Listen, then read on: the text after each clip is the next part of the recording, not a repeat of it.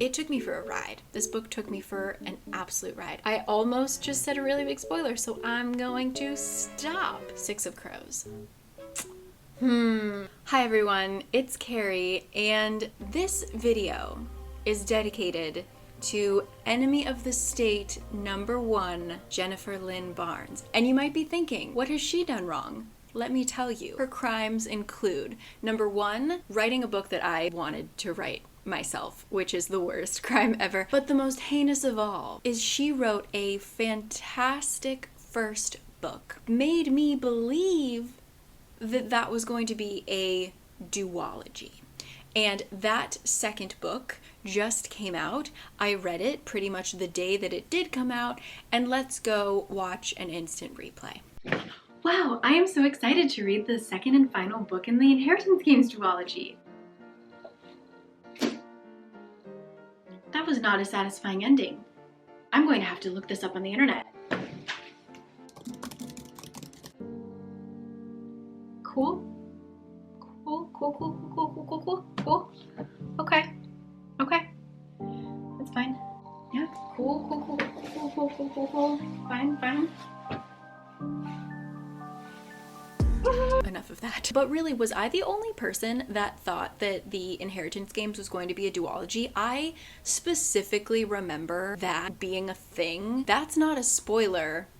It's gonna be a trilogy. You should still read it, but perhaps wait a little bit so that you aren't waiting another year for the last one. As I feel like I got back on the same train, you know? So let's talk about actual duologies, not this fake duology stuff. Could it have been my fault? Could I have just misunderstood?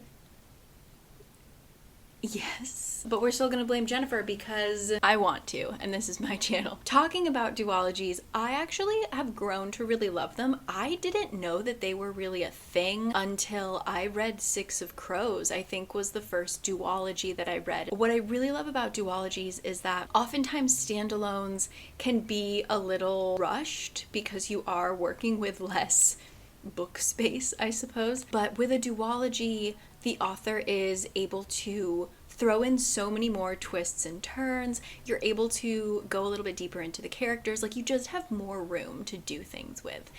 So I'm going to go through a few duologies. Just as a side note, originally Vicious by V.E. Schwab was going to be in here, but she has now stated that Vicious will be continued someday when she's not writing her 500 other books.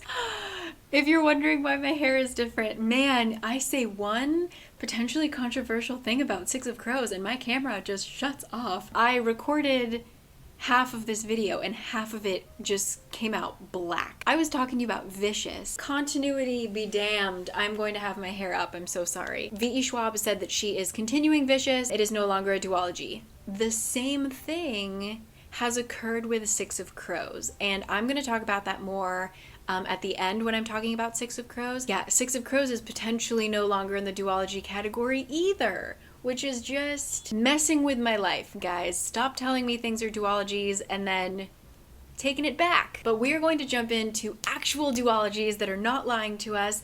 2 of them are going to be completed very soon, so you have just enough time to pick up the first book and read it. So let's begin. Starting off with These Violent Delights, and the sequel and final book is Our Violent Ends, which is coming out potentially on November 16th. So These Violent Delights is a retelling of Romeo and Juliet, but instead of having 2 Italian families that are feuding and the teenage son and daughter fall in love and there's a tragic ending, spoiler alert, instead we have Roma, who is part of the Russian gang that is kind of controlling things in Shanghai, and then we have Juliet, who is part of the Chinese family gang that is also controlling Shanghai. So the story is actually quite different from Romeo and Juliet. It just kind of has that like 2 warring gangs backdrop to it. One big difference is that Roma and Juliet actually already have a history. So in Romeo and Juliet, they just like meet at a party and fall in love. But in this case, they already were kind of like childhood friends, and then they became more than friends, and then something happened, and we don't really know what, that made them become super enemies. We kind of meet them after all of that already occurs. I have mixed feelings about this book because I didn't love it so much while I was reading it, but I find myself thinking back on it and enjoying it and being really excited for the second one. So I don't know what that means, but the thing that really confused me about this book is that it had this really rich setting of 1920s Shanghai. There were gangs, there was just all this rivalry, all this history, so many cultures mixing together. I thought it was incredibly well, I assume researched really well. It felt very accurate. I don't actually know for sure. It was just so rich. And then the reason why they have to kind of work together is there's a supernatural element. There's actually this monster that is living in the river and threatening life as we know it. It was just a little jarring to have this like so rooted in reality story and then just like a monster story. In a weird way, I didn't love the plot, but I actually loved the setting and I loved some of the side characters. And that's really what got me through it.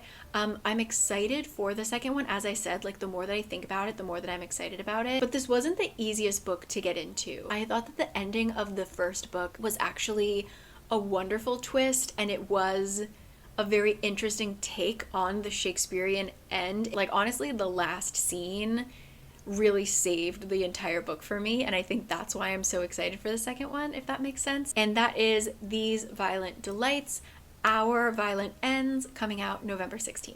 Next up for books that the second one is coming out in November is A Song of Wraiths and Ruin, which I read, God, it was probably like a year and a half ago at this point. This is a young adult fantasy that didn't knock my socks off, but what I loved about it is that the author took a lot of inspiration from West African mythology, so it just felt like something I hadn't read before. The setting and a lot of the magic was something that I hadn't felt before.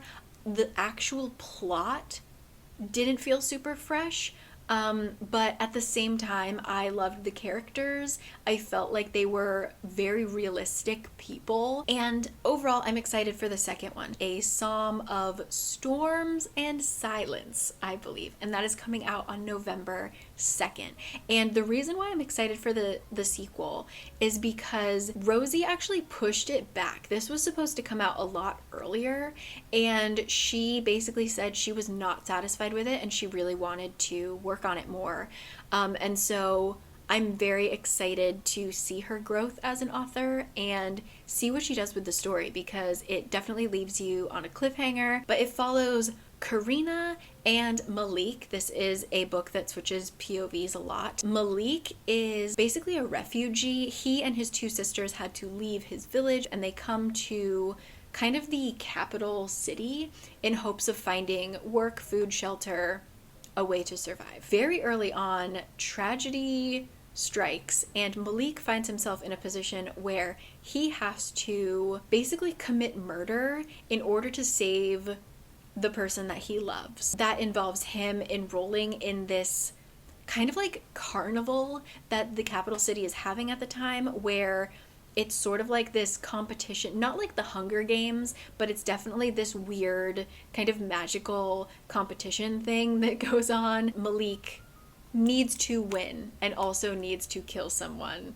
and it's just gonna be a mess. Then we have Karina, who is the daughter of the Sultana, and she is in pretty much the exact same position as Malik, where very early on in the story, tragedy strikes her, and for completely different reasons, she also needs to kill someone in order to save the person that she loves the most. And of course, Malik and Karina's paths kind of intertwine. It was just a really interesting enemies to lovers story. I thought that the characters struggled with very realistic things. That's the thing that I like the most, is that especially Karina, the choices that she made and like her attitude and stuff like that, she just felt real. I just remember it being a lot of like running around, a lot of stress. Just the imagery of the city itself was wonderful. Like I said, the story wasn't necessarily super fresh. I just loved the setting, the imagery, and I'm so excited for the second one. So definitely give A Song of Wraiths and Ruin a try. And then in November, let's read A Psalm of Storms and Silence together. Shall we? We shall. And next up is one that I'm really excited to talk about because I actually just read it recently, and it is The Wrath and the Dawn. And the sequel is The Rose and the Dagger. And this is actually a retelling of 1001 Nights, also known as Arabian Nights, in which there is a king that, for one reason or another, kills his brides after they get married. Like, they have one night together and then he kills them the next morning. And so this story is very much the same. The spelling is different, but correct me if I'm wrong, I think that the main character's name is also pronounced Scheherazade. So we follow Scheherazade, who has volunteered herself to be one of the brides of Khalid, who is the ruler who is killing all of these women that he is marrying. Who knows why? We don't know. He's, just this ruthless, heartless ruler that nobody really likes. And we learn that the reason Scheherazade has volunteered is because he killed her best friend. And she has decided, I'm gonna take this dude down, but I can't just walk in there and immediately kill him. I need to get my bearings. I need to understand how the palace is laid out. So I'm gonna go be his bride, and I'm going to convince him to keep me alive. Like in 1001 Nights, what Scheherazade does is she tells him a story and then leaves him on a cliffhanger. And so he can't kill her because he needs to know how the story ends, right? And so it's just a really interesting retelling of that. It has obviously a magical element going on. It's an enemies to lovers story. Overall, I really enjoyed it. There were kind of like unexpectedly sassy characters. My only complaint would be that I didn't love how the romance developed. Once the romance was kind of out there, I actually really enjoyed it, but the development felt a little like it just kind of happened. But overall, it was a really fun read, a great retelling of 1001 Nights, and if you are interested in an enemies to lovers kind of thing, highly recommend. I also love a girl who's a badass at archery, and I got that, so there it is. The Wrath and the Dawn. And last but not least, for my newly read books, I read Our Savage Song by Victoria Schwab, who, something that V.E. Schwab does is when she uses the name V.E. Schwab for her books, that is a marker of the book being an adult fiction. If she uses Victoria Schwab, it is a young adult or a children's book. This one was Victoria Schwab, so it was definitely young adult, and it definitely felt younger. So just be aware that this one was really quick. It felt like something I would have loved in middle school, because this is actually fantasy, but it is also dystopian. We don't get a lot of information, but for some reason, this is kind of like in the future. For some reason, when violent crimes are committed, it leaves behind a monster. Like, out of the shadows of like murder emerges a literal monster. Like, some of them look like people, some of them look really scary and like very obviously monsters, etc. We don't know why, but that just it's just how it happens. So now we're living in a world with monsters that will kill you once the sun goes down. And so I believe this takes place in what used to be Chicago. Correct me if I'm wrong, but it's called V City. The city has been kind of divided in two. On one side, this man has taken control and he's kind of like a mob boss. So you pay him protection, and the more you pay him, the more safe you will be. It's really orderly. There's like normal schools, stuff like that. You just don't go out at night, and the poorer you are, the more likely you are to be in the more dangerous areas where there's less protection, and so you might still get hurt.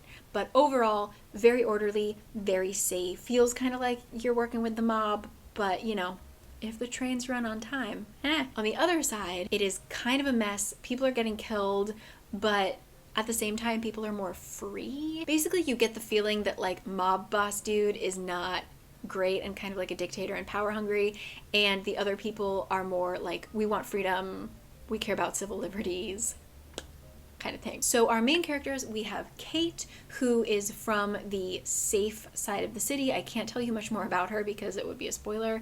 And then we have August. We know that his family is really involved in trying to keep the treaty, like there's a peace treaty between them, trying to keep that together, because if mob boss decided that he wanted to attack the other side of the city, like it would be done, lots of people would die, it would just not be good. August ends up kind of becoming a spy and going to school on the other side of the tracks in order to make sure they aren't planning anything weird to attack the other city. He's just there to like keep tabs, you know? The story goes on from there. I actually, like I said, I think I would have loved it in middle school. It definitely just felt young reading it now for me. I will read the second one. I haven't read it yet, but I enjoyed it. I thought that the tie to music was really beautiful. I love V.E. Schwab's writing. My only bone to pick is that I have like a few stories that I work on occasionally when I feel like writing, and one of my characters' name is August. And when I read that her character in this book's name was August, I was so heartbroken because now all I see is this August instead of my August, and I need to kind of get him back. Anyway, overall, if you're looking for like a dystopian quick read without I don't even think there's any romance involved, Our Savage Song, and then Our Dark Duet. Okay, I saved my 3 favorites for last. I'm so excited to talk about these. Number 1 of my favorites being Fable and Namesake, and this doesn't make it a trilogy because it's totally removed. Adrian Young actually just came out with a new book called The Last Legacy, which I also read, which I will talk about in a later video, which is set in that world. So if you've read Fable and Namesake and you liked that world, check out The Last Legacy. It's completely removed. You don't need to have read Fable and Namesake to read that book. It's a standalone. Just want to give it a little shout out right there. What is Fable and Namesake about? It is about a girl named Fable, and she has been abandoned on an island, basically just forced to make a living for herself and survive. And all she wants to do is get enough money so that she can buy her way to get to the main island where she knows the guy who left her there is working, and she wants to like find her way back to him, find out what the hell, why did you leave me on this island, and make her way in the world, get off of this godforsaken island where it's just like a bunch of kind of creepy dudes who dive for gems and sell those gems. So it has a real pirate kind of feeling. It's very nautical. It's all about the gem trade between all of these islands. It just had this wonderful vibe to it. I'm a big pirate girl. Like I kind of forgot that this lived within me, but like I loved pirates when I was a kid. So reading this, I was just so into it. The first book, I think I said this before when I reviewed it, while I loved it, it felt like it was just setting us up for the action that will happen in Namesake. So Fable isn't super action heavy. It's more of us understanding the world, understanding the characters, and getting the vibe, I guess. There is action, but you can tell that Namesake will have a lot more. And so within Namesake, of course, we get all of this action. It has a lot of twists and turns. It feels a little bit heisty. I thought that the romance made sense. It wasn't a huge part of the story, which I loved. Adrian Young also like picks the best names for things. She's a great namer. I don't know. I really loved this book. I loved the vibes. I highly recommend it. Fable and Namesake. Yo-ho. I love it. Okay, let's get a little controversial with our next one. We are talking about, of course, Six of Crows.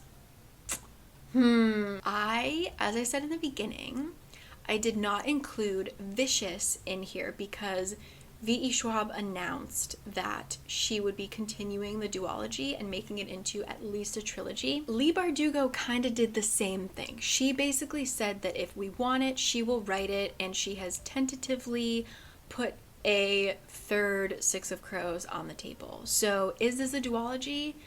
In my heart, 100%. What is Six of Crows about? If you do not know, which...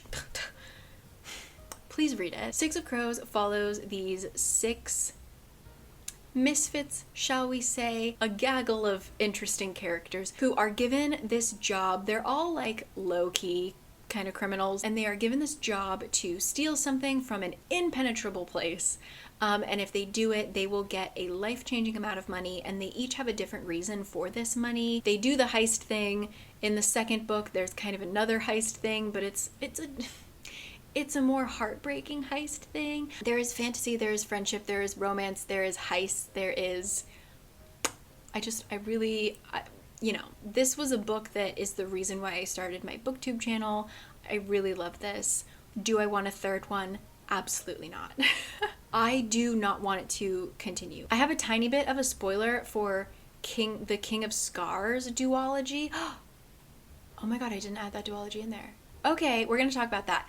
I'm going to add a little spoiler for the King of Scars duology. So close your eyes now, and I will tell you when to open them. Don't open them yet. Don't open them yet, right? Okay.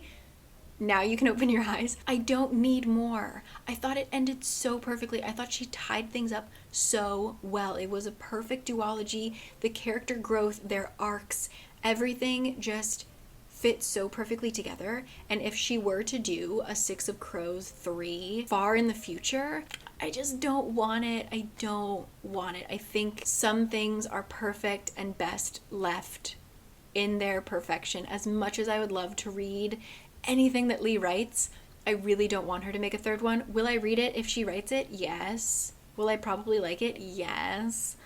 But I would just prefer it if it didn't exist. And that's a controversial take. Let me know how you feel down below. Which leads me to the duology that I forgot about, King of Scars and Rule of Wolves, which is also part of the Grishaverse, as is Six of Crows, written by Leigh Bardugo. This is a duology that you absolutely have to read after you finish Shadow and Bone and Six of Crows. There's kind of like a lot more work you have to put into diving into King of Scars than you would any other book in this list. It follows Nikolai, and I have mixed feelings about this book because, as you guys know, I love Nikolai. I usually don't like blonde boys, and here I am, biggest Nikolai stan. I liked it, but it almost felt like two very different books because we follow Nikolai and kind of his close inner circle, and then we have Nina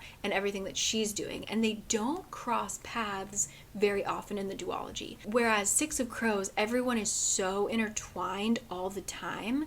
King of Scars kind of felt like I was reading two different stories at once, and then it kind of all connects at the end. I liked each story separately, but it felt a little jarring reading it because I was sort of like, what's going on? I can't really tell you much about what it's about because I don't want to spoil anything. It is kind of a continuation of Shadow and Bone, essentially. There is a lot of fantasy, there is a curse, there are new characters introduced that I love, there's absolute tragedy, there are characters that you know and love that come in. It felt very much like it was written for the fans, you know, rather than it being just kind of like this organic, wonderful idea that Lee came up with, which I feel like you can feel in Shadow and Bone and Six of Crows. King of Scars felt more like, let's do it for the fans and for the Nikolai stans, which I appreciate, but also it wasn't my absolute favorite, which is why I'm kind of not on board with the Six of Crows number 3. That was a ramble. I'm so sorry. I just have a lot of feelings, but I also incredibly do not want to spoil the Grishaverse for anybody. Because I was a little bit spoiled for King of Scars. It wasn't a huge deal, but like, it was kind of a bummer. So I just want you to go into it not knowing anything. Read Shadow and Bone, read Six of Crows, read King of Scars, and I'll shut up. I'll shut up about it. So there you go. And last but certainly not least is the duology that I actually made an entire separate video about, and that is We Hunt the Flame and the sequel, We Free the Stars. I feel like this series just hit me at the perfect time. I think if I had read it at a different time, I might have felt differently, but I was tired, in a reading slump, and I was incredibly jet lagged, and I also read this super fast.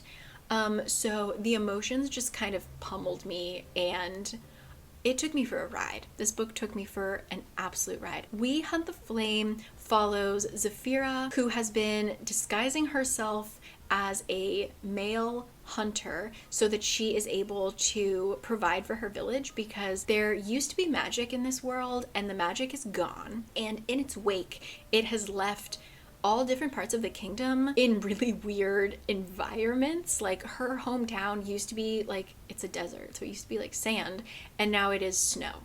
And there's also this magical dark forest thing that is spreading, which is not a good thing. If anybody goes in it, they lose their minds. They do not come out, or they come out and their brain is kind of scrambled. And for some reason, Zafira is the only one that can go in and come out. And so she pretends to be this man hunter guy because women aren't allowed to hunt. She goes in and hunts and provides for her family and her village. And she's fine with it. She lives in fear of being found out, but as long as the status quo stays, she's like, I can keep doing this for as long as I need to. I'm fine like this. But of course that never happens. And so one day she comes out of the woods and this old woman approaches her and is like, hi Zafira, I know you. You're not a dude. I also know that you have something in you that is gonna help you find things. So I would like you to go to this island and find this thing that is gonna bring all the magic back. And only you can do it. And so Zafira ends up embarking on this journey to try and bring the magic back, and that is the adventure we follow. But on the other hand, we have Nazir, who is an assassin who gets hired to follow Zafira, find the thing that she finds, kill her once she finds it, and bring it back to the Sultan, so he is the one in control of magic. Typical enemies to lovers. There is a wonderful group of characters that I love. The first one was not as strong to me compared to We Free the Stars. So again, this is one where you have to kind of get through the first one because there is a lot of world building. Even the story construction is a little more complicated because the author actually said that she was trying to emulate some of the epic poems of the past. It pulls a lot from different Middle Eastern cultures, and so that writing from long ago used to rely heavily on epic poetry. It just feels different. Lots of like stories within stories. You're meeting the characters, you're understanding the world, which is complicated, and I'm still not 100% sure I know everything that happened. For the second one, then it's just action. The character arcs are wonderful, the growth, the romance. I loved We Free the Stars so much that I had to make a separate video about it, and you can watch it up above. There's obviously spoilers. I enjoyed it immensely. So if you are looking for a YA fantasy duology that has something that you maybe haven't tasted in a while, or you're just feeling a little stale with what you're reading, please give it a shot. I really enjoyed it. It made me cry a lot. It made me laugh a lot. I almost just said a really big spoiler, so I'm going to stop. But yeah, I hope that you enjoyed this. If you have any more duologies, please let me know. Please let me know if they are fake duologies, because I cannot stand any more heartbreak right now. I am dealing with a lot. The Inheritance game and the Hawthorne Legacy, just, I was so mad. Like, I literally finished it and I just wanted to scream. I hope that you are reading something fantastic. I've had a really good month. As I said in my August wrap up, September and October, just a lot of series that I love. They are coming out with the next book in the series, like the Hawthorne Legacy. So I'm just reading really great books. I just finished the Gilded Wolves trilogy. I think I'm gonna make a separate video about it because I'm so sad that the world is done. So I'm going to leave you here. I'm going to drink my coffee. I'm going to try and edit this in time to post it. And I think my next video will be my September wrap up. So I will see you guys then. And I hope you're all doing so well. I love you always. Let me know what you're reading. Give me some spooky books for October, please. And I will see you guys later. Okay?